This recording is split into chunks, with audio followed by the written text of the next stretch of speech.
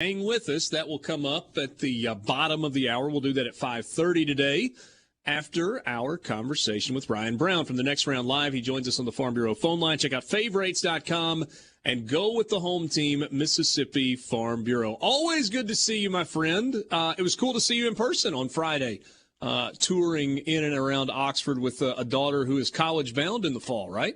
Or is it a year and a half? Sure. A year and a half. Yeah, she's about to be a senior. So, Okay. First of all, I'm thrilled to be opening for Dave Matthews. It's the first time I've ever opened for DMB. Yeah, so He's had a that good was really run. cool, man. Yeah, I would say so. I think he's done all right.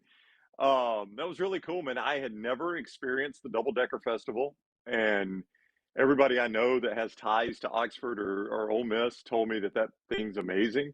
And from what I can gather, that was the first time back post-pandemic, right? Or since the Mm-hmm. pandemic, whatever, however you want to say that. Yeah. So Oxford was buzzing Friday. We were there Thursday and Friday, and as we were walking to lunch at a local eatery there on the square that had been suggested to us, I saw the SuperTalk Mississippi tent. I told my wife and daughter, I was like, "Hey, my buddy Richard and Borky and those guys, hey, Dad, they do a good show there." And I stuck my head around. I guess it was the guys before you, and so I was glad to see you were there when I made it back through. Yeah, it was. We had a lot of fun on Friday afternoon. And you guys missed. I mean, it got crazy. Not like weird, just a ton of people on Saturday. Yeah, Big baseball my weekend daughter also. was my daughter was bummed out a little bit. My teenage daughter that was with us because we stayed at the Graduate there in town. So you just to kind of show you Yeah, where we great were. spot. And the big music stage is right outside, and Brett Young was the concert. So we come out of the hotel Saturday or Friday morning to go grab breakfast at up on the square, and she sees the Brett Young tour truck. She's like, "Oh my gosh, she's going to be right outside the hotel." And I said, "And we're going to be back in Birmingham about to see this one." She couldn't convince you to stay one more night. I understand. I get it. Yeah, no hotels, man. You couldn't get a hotel room Friday night in Oxford. You couldn't get a room. Yeah.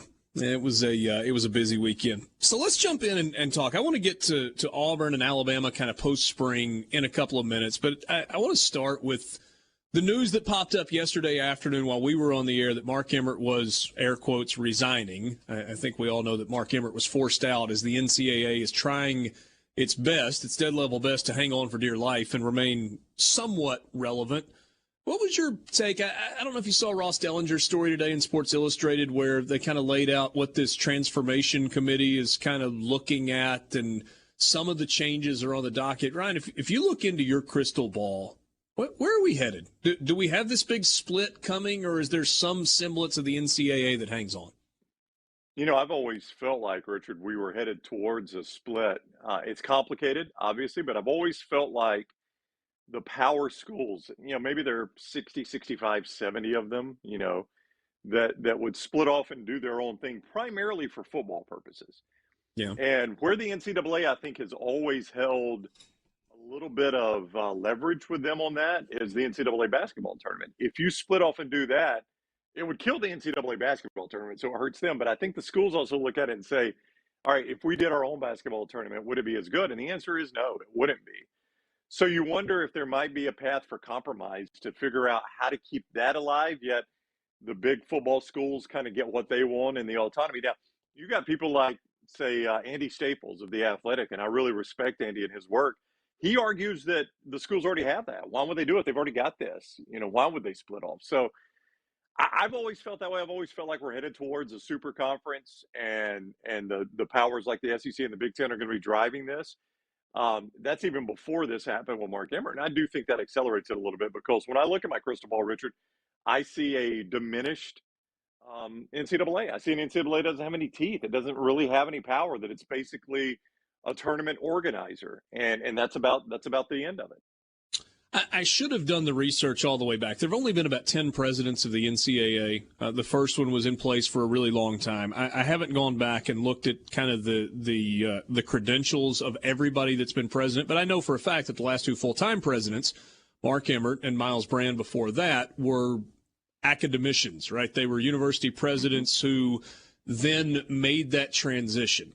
I would argue that if the NCAA wants any chance at remaining relevant, they've got to hire an athletics person, whether it is an athletics director or a conference commissioner. I don't even know then if it really matters.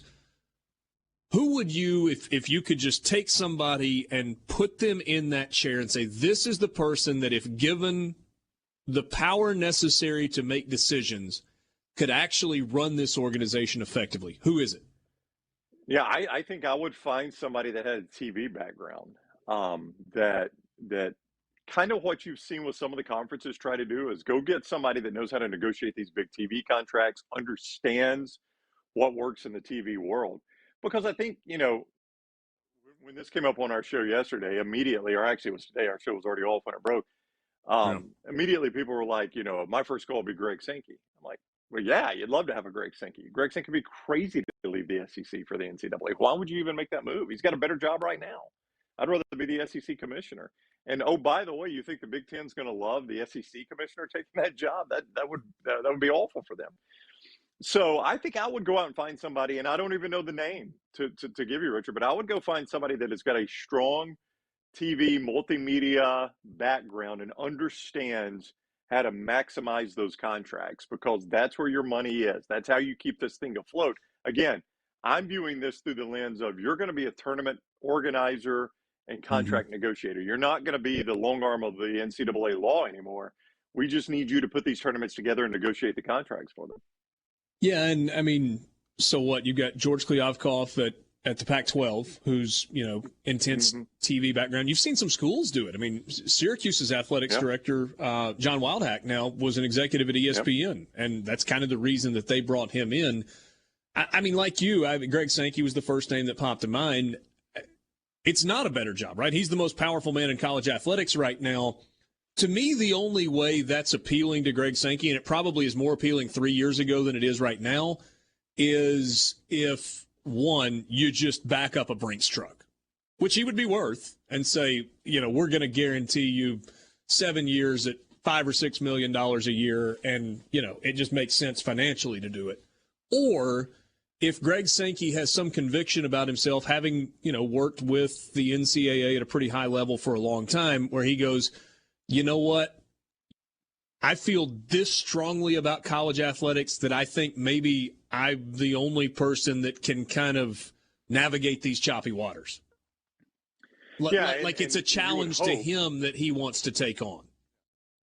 Yeah. And you would hope if you're the NCAA, that's what appeals to him. Or if you're the NCAA search committee looking for the new president, that's what would appeal to him. We kind of compared it to Radio Shack on our show. Like, there was a time where you probably could have been the president of Radio Shack. But that job played out because radio, I don't know where you find a Radio Shack now, right? So, I mean, ask yourself this question. In 10 years, will there be an NCAA? In 10 years, will there be an SEC? I can guarantee you there will be an SEC. Will there be an NCAA? I don't know, man. I don't know the answer to that question. So if I were advising Greg Sankey, and he certainly would not ask for my advice, but if I were advising him, I would tell him, like you said, unless you're just driven to do this, and this is some sort of moral obligation you feel like you have, why would you do this? You've got a better job. You're more powerful than the NCAA president. I thought one more other thing that came out, I guess it was the story that came out on Monday that Pat Forty wrote, where he had the extensive one-on-one interview with Jack Swarbrick and the athletics director at Notre Dame. And so many people have wanted to pay Greg Sankey, just sticking with that topic just for another minute or so, in the light of, he was trying to lure Texas and Oklahoma and close doors before getting the 12-team playoff. And Swarbrick just came out and said, that's complete BS. Greg's a really smart guy, but I think his words were not even he's that Machiavellian, to kind of be able to try and pull that coup off behind the scenes. What'd you make of I thought, the most unvarnished comments that we've gotten from somebody in a position of power in a really long time? Yeah, because that always, to me, felt like, I don't know the analogy I'm looking for. I guess crying over the spilled milk. I don't know if that's what I'm looking for, but a jilted lover, maybe, when people would say that about Greg, that's what he was doing. Because I just never, you think he was doing this all along, and the way people like to talk at Texas, that was going to stay quiet that long. And I don't buy that. I don't buy that at all. I don't buy that, to use Swarbrick's terms, he was that Machiavellian. I think it made sense for the SEC. It's something he wanted to do. But was it this grand plan to do it the way people think he did it? I don't think so.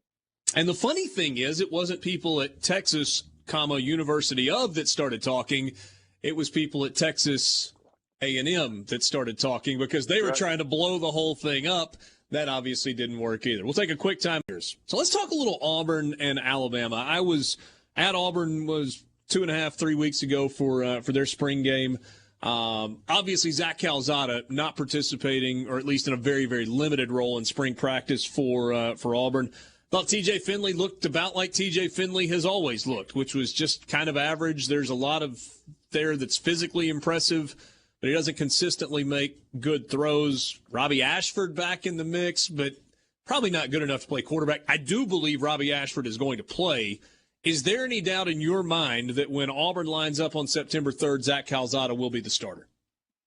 Yeah, I would say there's some doubt. Now, I would make him the favorite, but I don't think I would make him a guaranteed starter right now. I just, again, he's been injured, so he didn't get to participate in much of spring. So now he's got the summer. One of the big issues is no matter who it is, they don't have a ton around them. I mean, you saw that yourself, right? They're not great at receiver. They've got a solid tight end. Tank Bigsby's a really good running back. The offensive line was atrocious last year. It's got to be better. New offensive coordinator. Brian Harsin being a little more involved with the offense than he was last year with Mike Bobo. There's a lot stacked against whether it's Calzada or Finley or Ashford or Holden Gerner, this freshman, whoever gets the starting job. There's a lot stacked against them. The good news is, here's the good news though, Richard. Whoever it is a soft start to the schedule before you get to Penn State week 3. So you got time to get something under your footing under you. The bad news with that though, if it's a soft start, it is an absolutely brutal finish for Auburn. So if they can't get it right early, it is going to be a long season for the Tigers. I think it's Mercer week 1. Week 2 is a little tricky though for Auburn. They've got San Jose State in week 2. Before that game against Penn State. And I know they're going to ultimately win against San Jose State, but that's been a pretty good program in recent years. Yeah. Yeah, I mean, look, this is a team that almost lost to Georgia State last year. So, the truth is, once you get beyond Mercer, you can't really take any win for granted, right? So, yeah, I mean, I would agree with you. I'm by no means am I giving them the San Jose State win, but I would say once you get to Penn State, it has cranked up a little bit of difficulty. So, I think they've got time. Limited time, but some time to find who's the most comfortable. I would be a little surprised, say if it is Calzada, that he would take the whole first game and you don't at least try to get the second guy in with the ones to. I feel like Auburn does College Game Day, and I'm not talking about the TV show. I'm talking about the overall feel as well as anyone. I mean, it just has the ultimate collegiate feel to it, that stadium, the way their fans operate. That's going to be some scene in week 3 when Penn State rolls into town.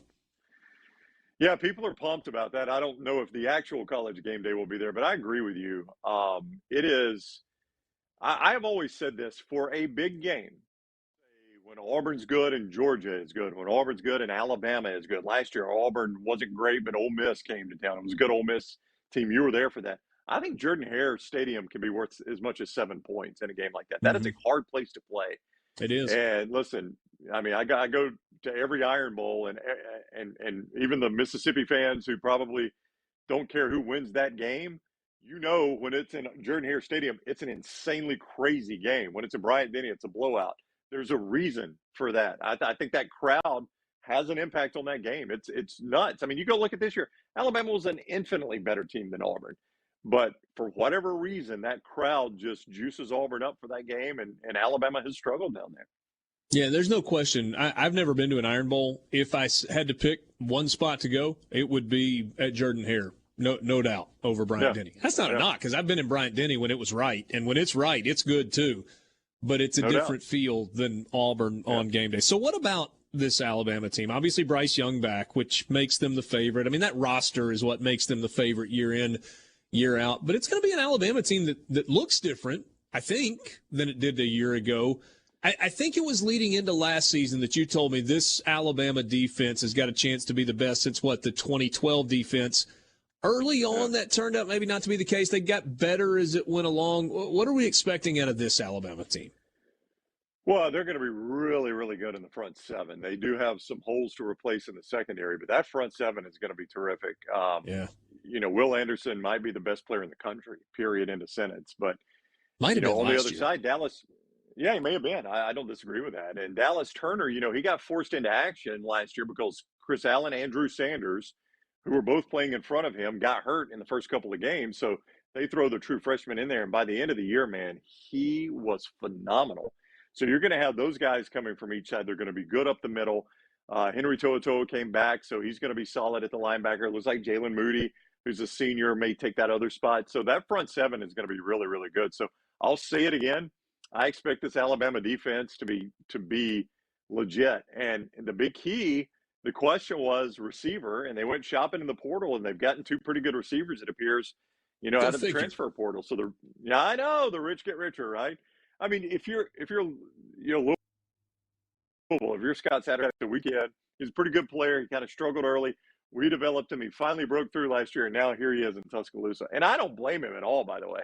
But if I'm the Louisville people, I'm like, man, I mean, how do we win this thing? So I think Jahmyr Gibbs, though, is the biggest transfer for Alabama. He is a legit good running back. I mean, Alabama kind of dropped off, and I like Brian Robinson, but the drop off from Najee Harris to Brian Robinson was pretty noticeable.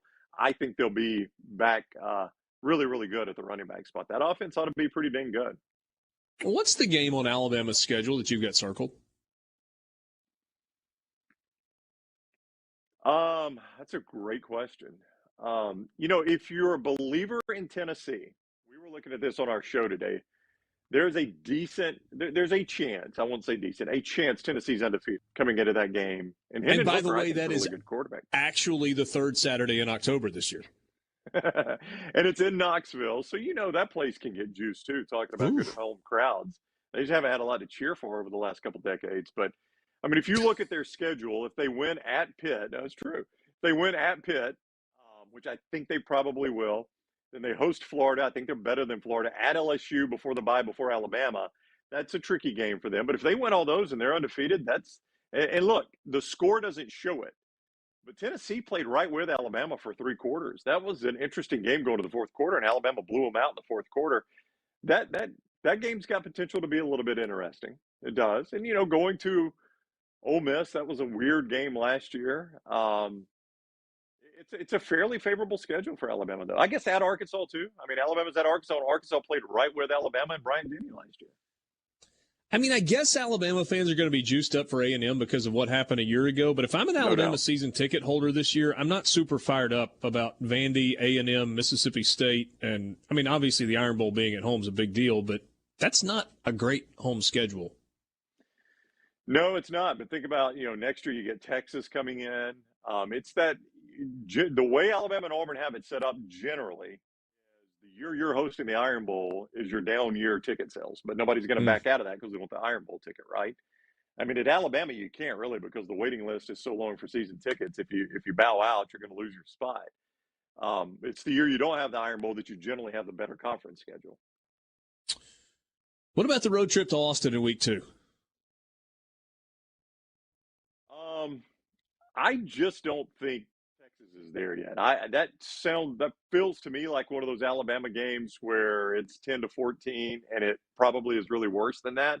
But Texas maybe scores late. I don't buy into Sarkisian. I think Steve Sarkisian's an excellent. I think your standard good lieutenant, bad captain. I think he's a really good. I think he's a very good head coach. Huh. So you are not buying Sark long-term for the guy that turns it around at Texas? I am not. And if I'm wrong, I'll eat crow on that. But I've never seen that out of Steve Sarkisian. Again, I think he's a good football coach, but it's a big job. And by the way, they're coming to the SEC, as we discussed earlier. So it's not getting any easier there. No, it's not. It's not. All right. So what's your favorite Dave Matthews Band song? I'm not a big fan. I got to be honest with you. Boo. I'm a big Dave Matthews fan, yeah. Sorry, Borky. Was that Borky booing me?